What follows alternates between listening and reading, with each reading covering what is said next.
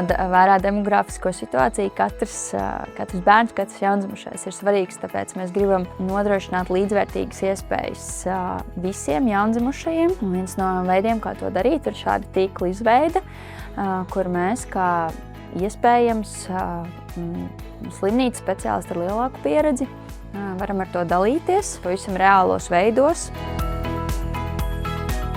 Ir izstrādāti jau vairākus gadus atpakaļ ļoti daudz klīniskie ceļu un algoritmi, kas ir ievietoti SPKC mājaslapā, un tas mūsu mērķis nākamajos 5 gados būtu sasniegt, ka šie mūsu izstrādātie algoritmi, klīniskie ceļi tiktu iedzīvināti, tiktu ievēroti, gan tas būtu gan izmeklējumos, gan arī terapijā. Mēs esam uzlikuši tādu sev lielu mērķi, ka mēs sākam paši ar sevi. Mēs taisam klīniskos auditus gan savā slimnīcā, gan arī reģionālajā slimnīcā, sniedzam atgriezko saiti reģionālās slimnīcu ārstiem un aprūpei par to, ko mēs varam darīt labāk, kā mēs varam vairāk strādāt tuvāk šiem izstrādātiem algoritmiem, lai pacienti, lai kur viņi dzīvotu, saņemtu vienādu gan izmeklējumu klāstu, gan arī terapiju. Bērnu veselības tīkls skan diezgan sarežģīti, bet ikdienā īstenībā mēs to saredzam 5 gadu ietvarā, ka bērnam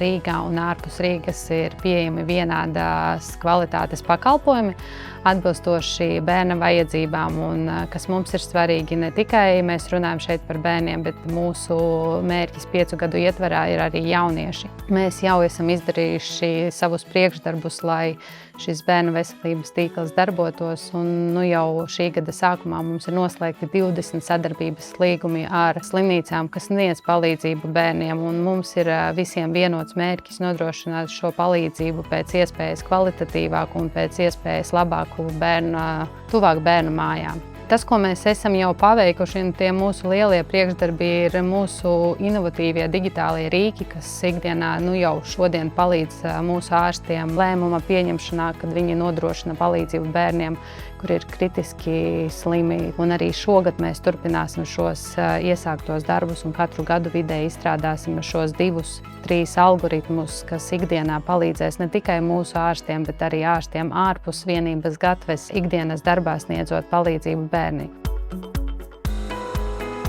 Pirmkārt, uzņemties līderību psihiskās veselības jomā ir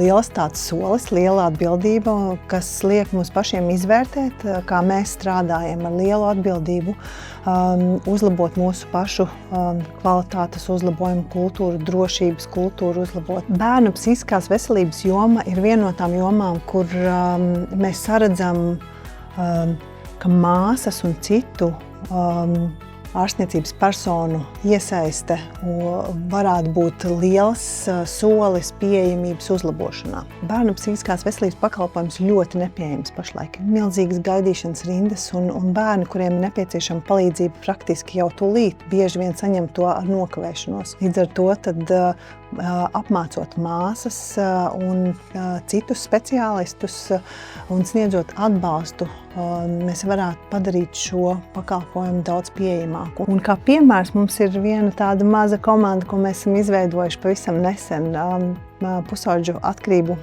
pilotprojekta ietvaros, un ir fantastiski rezultāti. Šo 5 gadu laikā visi īstenībā mūsu pasākumi ir vērsti uz to, ka mēs vēlamies nodrošināt šo agrīno atbalstu bērniem, kad tikko viņi sastopjas ar jebkura veida izaicinājumiem veselības aprūpes jomā. Un vēl svarīgāks darba cēliens ir atbalsta sniegšana arī vecākiem. Ir ļoti daudz jau padarītā, bet vēl vairāk ir mums uzdevumos turpmākajiem 5 gadiem, bet tas vienotais mērķis ir, lai mēs maksimāli ātri nodrošinām šo atbalstu ierobežotu cilvēku resursu ietvaros.